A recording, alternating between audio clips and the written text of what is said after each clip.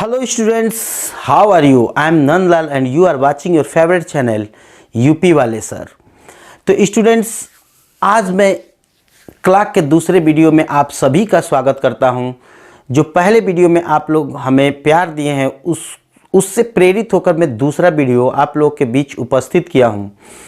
तो मुझे आशा है कि ये भी वीडियो आप लोगों के लिए बहुत इम्पोर्टेंट होगा और इससे आप लोग बहुत ज़्यादा कुछ सीखेंगे।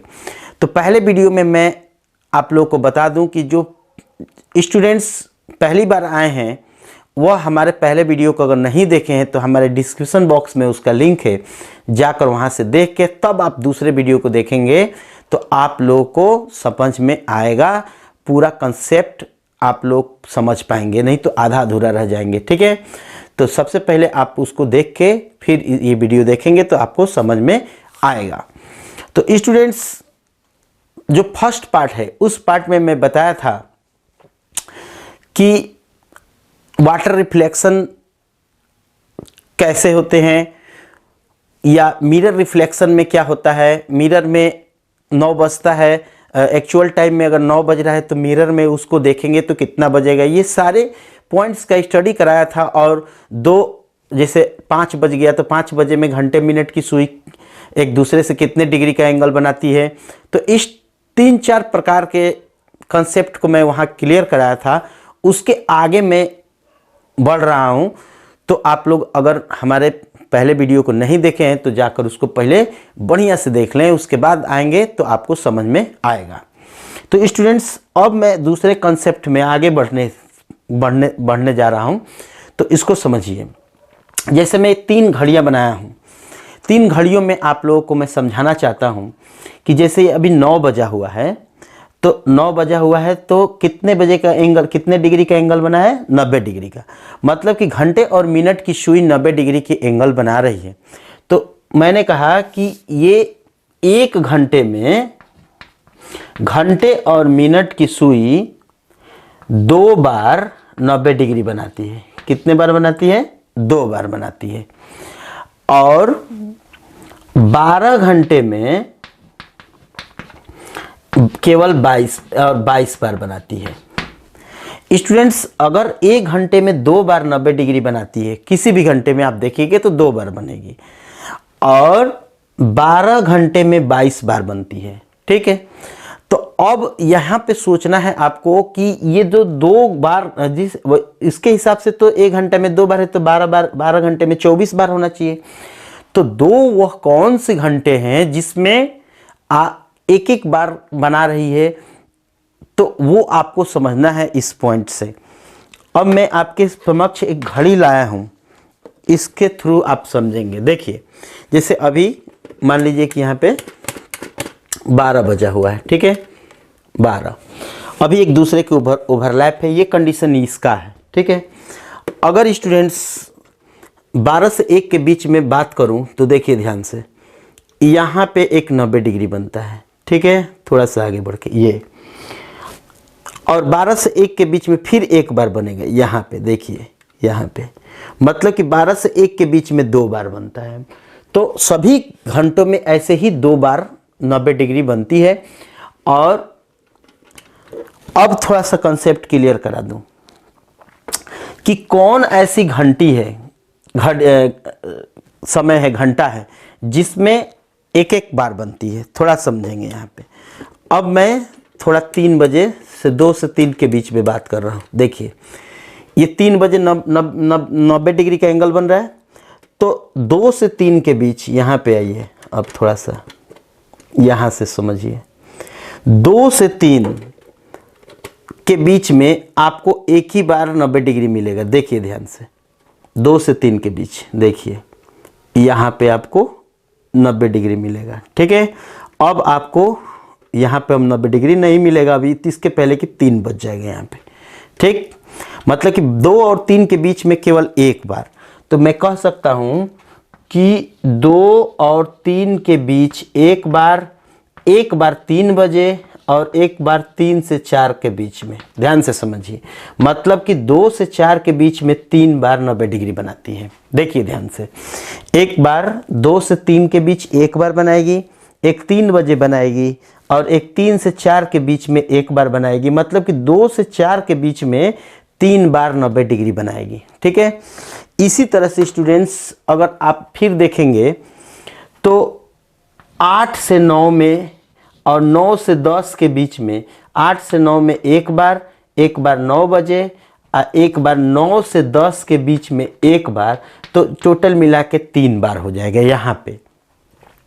अब बाकी जो घंटे बचे हुए हैं उसमें 2 बार बनाएंगे। ठीक है, तो इसका मतलब ये हुआ कि देखिए 2 से 4 में 2 घंटा निकल गया और 2 घंटा ये निकल गया, 4 घंटा निकल गया। तो 4 घंटे में बनाया है कितने बार? 3 3 6 बार। तो बचा हुआ है 8 घंटे, तो 8 घंटे में 1 घंटे में 2 बार, तो ये 16 बार, और टोटल मिला के कितने बार? 22 बार ये बनता है स्टूडेंट्स। तो ये बात आप लोगों को समझ में आ गया होगा कि किस किस समय में वो केवल एक एक बार बनाती है और टोटल 12 बार में 12 घंटे में 22 बार कैसे बनाती है। अब स्टूडेंट्स आते हैं यहाँ पे। तो जब एक दोनों घड़ियाँ एक दूसरे के ऊपर अपोजिट होती है तो इसको उसके बीच में 180 डिग्री का एंगल बनता है। यहाँ पे समझ लीजिए, यहाँ पे तो 180 डिग्री का एंगल बनता है। तो अब बता दूं कि हर घंटे में, मतलब कि एक घंटे में केवल एक बार एक दूसरे के अपोजिट होंगी, हर घंटे में एक बार। लेकिन 12 घंटे में स्टूडेंट्स, यही सब इंपॉर्टेंट बात समझना है आपको, कि 12 घंटे में केवल 11 बार एक दूसरे के अपोजिट होंगी। अब एक घंटा कौन सा है जिस घंटे में वो घड़ियां अपोजिट नहीं हुई है? ठीक है, तो वो घंटा है स्टूडेंट्स, देखिए 5 से 6 और 6 से 7 के बीच केवल 6 बजे एक बार बनाती है। ध्यान से समझिए, मैंने क्या कहा कि 5 से 6 और 6 से 7, सीधी बात है कि 5 से लेकर 7 बजे तक केवल एक ही बार 6 बजे एक दूसरे के अपोजिट होंगी, मतलब कि इस 2 घंटे में एक बार, है ना। और बचा हुआ है 2 घंटा निकल गया तो बच गया 10 घंटा, तो 10 घंटा में एक एक बार 10 बार, और ये 1 घंटा यहाँ पे, टोटल एक बार यहाँ पे, टोटल 11 बार, और घंटा कितना है? 12 घंटा। थोड़ा समझिए, यहाँ पे एक बारीकी है, उसी को समझना है आपको।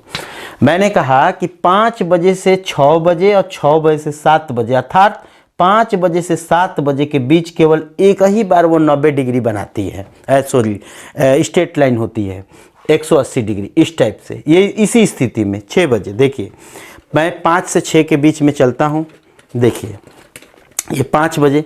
अब 5 से 6 के बीच ये कब एक दूसरे का अपोजिट होंगी? देखिए इधर नहीं हुई, पूरा निकल गया, 6 पे आ गया, यहाँ पे होगी।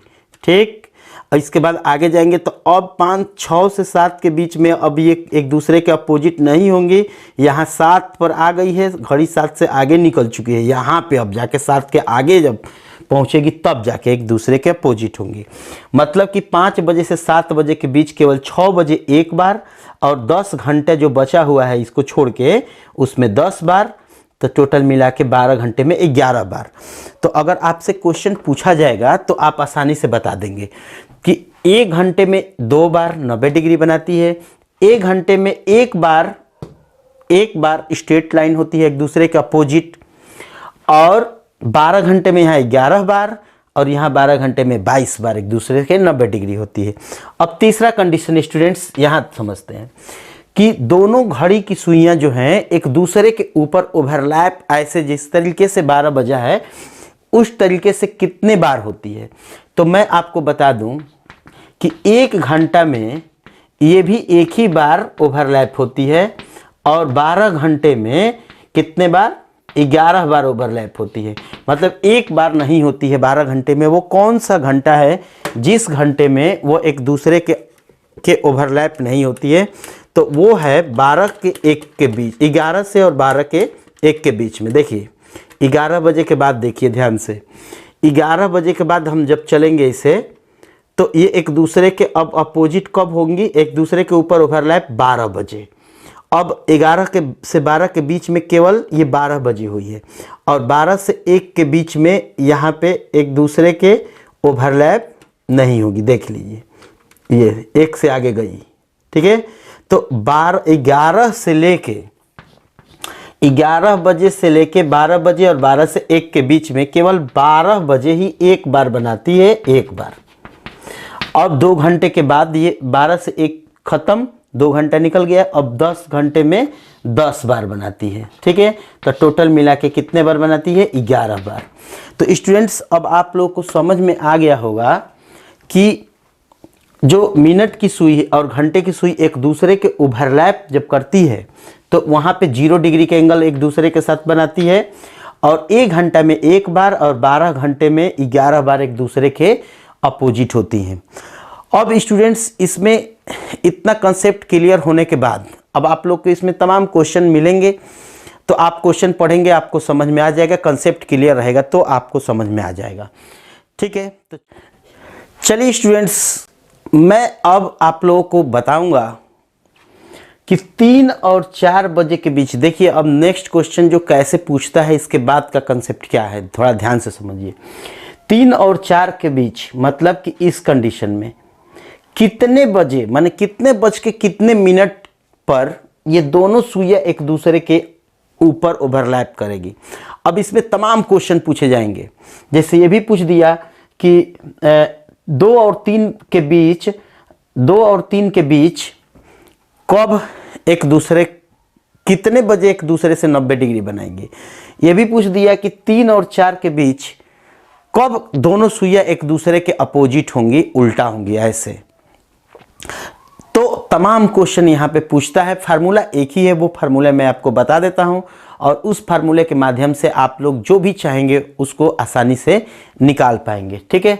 मैं यहाँ पे 3 और 4 बजे के बीच कितने बजे दोनों सुइयां एक दूसरे के ऊपर होगी, मतलब ओवरलैप होगी, जैसे यहाँ पे दिखाया गया है। तो मैं आपको बता दूं, पहले निकलता है आपका मिनट। मिनट कैसे निकलता है कि 2/11 ब्रैकेट में H1 × 30 ± a डिग्री। अगर आप इस सूत्र की सहायता से, फार्मूले की सहायता से अगर आप लेते हैं तो आपको दिमाग नहीं लगाना पड़ेगा, डायरेक्ट वैल्यू पुट कीजिए और मान निकाल लीजिए आराम से, ठीक है। तो स्टूडेंट्स, सबसे पहले 2/11 समझते जाएंगे कि कौन क्या है। H1 का मतलब है कि कितना बज के कितना मिनट, जैसे यहाँ 3-4 के बीच में ना, तो H1 ये है H1, मतलब कि घंटा 1, ये घंटा 2 है, तो घंटा 2 से हमको मतलब नहीं है, घंटा H1 से मतलब है, घंटा पहला घंटा से मतलब है, ठीक है। यहाँ पे रखना है 3, ठीक, इनटू 30, ये फार्मूले में है, प्लस माइनस ए का मतलब होता है कि ये एक दूसरे के ऊपर हैं, तो कितने डिग्री का एंगल बना रही है? 0 डिग्री के। अगर यही पूछता होता कि 90 डिग्री के एंगल कोई कितने बज के कितने मिनट बनाएगी, तो यहाँ ए के जगह पर 90 डिग्री रख देते। अगर ये पूछती कि इतने बजे 2 और या 3 और 4 के बीच में कब एक दूसरे से 180 डिग्री बनाएगी, मैंने एक दूसरे का अपोजिट होंगी, तो यहाँ पे ए के जगह पर 180 डिग्री।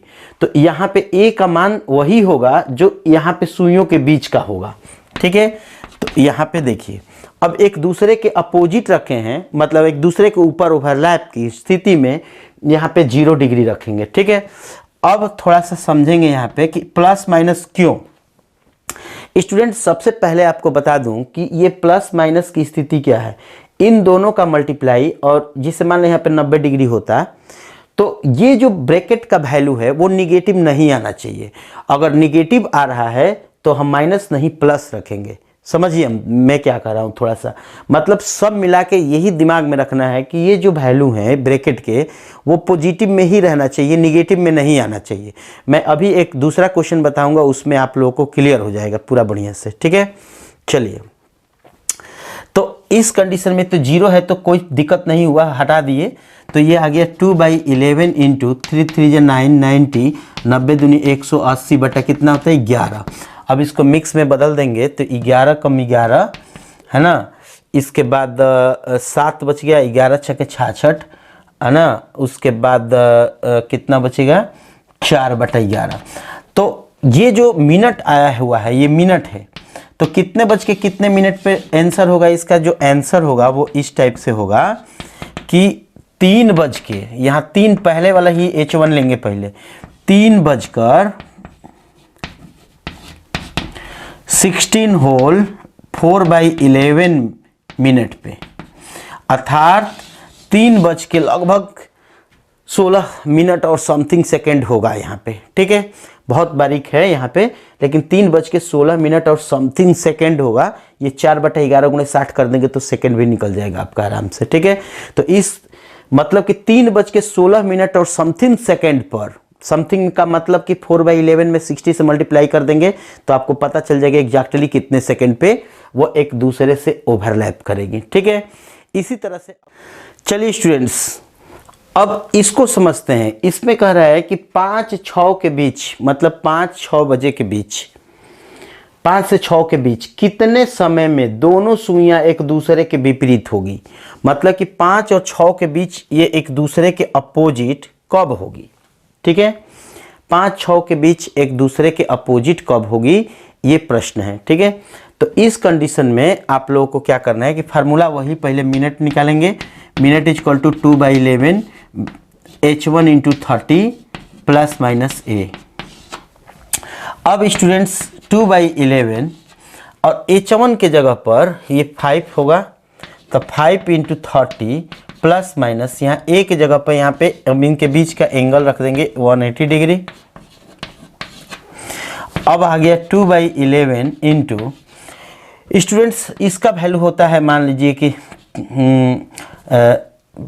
150 डिग्री। अगर यहाँ पे हम माइनस रख देंगे तो 180 यहाँ पे घटाएंगे, 150 में से अगर 180 माइनस करेंगे तो ये माइनस में आ जाएगा। तो मैं बताया हूँ कि माइनस में ये ब्रैकेट माइनस में नहीं आना चाहिए, तो हम क्या करेंगे कि यहाँ पे क्या कर देंगे, प्लस कर देंगे। ठीक है, तो 2/11 इंटू दोनों को जोड़ देंगे तो कितना हो जाएगा आपका 18 और 33 330, और 330 दूनी कितना होता है, हाँ 11, यहाँ से 11 3 33, ठीक, और 30 दूनी 60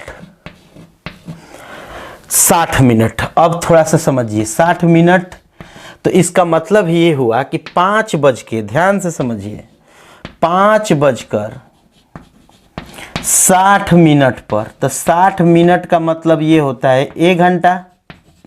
तो 1 घंटा का मतलब होता है कि 5 बजे नहीं, अब 5 और 5 के बाद 1 घंटा इसमें जोड़ दीजिए तो ये 6 बजे एक दूसरे के विपरीत होती है। अब स्टूडेंट्स यहाँ ये भी निकल गया कि भाई 5 और 6 के बीच में नहीं होगी ये, 5 और 6 के बीच में, मैं बैक करके देख लीजिएगा, बताया हूँ कि 5 और 6 के बीच में एक दूसरे के अपोजिट नहीं होती है। तो इसीलिए ये 60 डिग्री आ गया है, और 60 डिग्री का मतलब 5:60 मिनट का मतलब ये होता है कि 60 मिनट मतलब 1 घंटा, तो ये सीधा चली जाएगी कहाँ पे, 6 बजे। इसका मतलब है कि 5 और 6 के बीच में उसका वो 180 डिग्री नहीं बना रही है। तो आप इस कंसेप्ट को पूरा बढ़िया से समझ लीजिएगा, बहुत सारे क्वेश्चन इस पे आते हैं, ये फार्मूला आप क्लियर कर लीजिएगा। और ध्यान रहे इस ब्रैकेट में माइनस नहीं आना चाहिए, आपको प्लस रखना है कि माइनस रखना है, ये आपको ये वाला बताएगा कि ये रखेंगे तो माइनस, मतलब ये पूरे ब्रैकेट माइनस में नहीं आना चाहिए। बस इतना ध्यान रखते हुए आप इस पूरे कंसेप्ट को पूरा विधिवत तरीके से समझ सकते हैं। तो मुझे आशा है कि ये वीडियो आप लोगों को अच्छा लग रहा होगा। अगर अच्छा थोड़ा भी लगा होगा, अगर कुछ इन्फॉर्मेशन आपको आपके लाइफ के लायक मिला होगा, आपके कंपटीशन के में कुछ हेल्प मिला होगा मेरा, तो आप इस एक लाइक का बटन दबा के जाइएगा। तो चलिए फिर मिलते हैं अगले वीडियो में, पुनः आप लोग एक नए रीजनिंग के साथ, एक नए वीडियो के साथ पुनः उपस्थित रहूँगा। तब तक के लिए धन्यवाद। जय हिंद।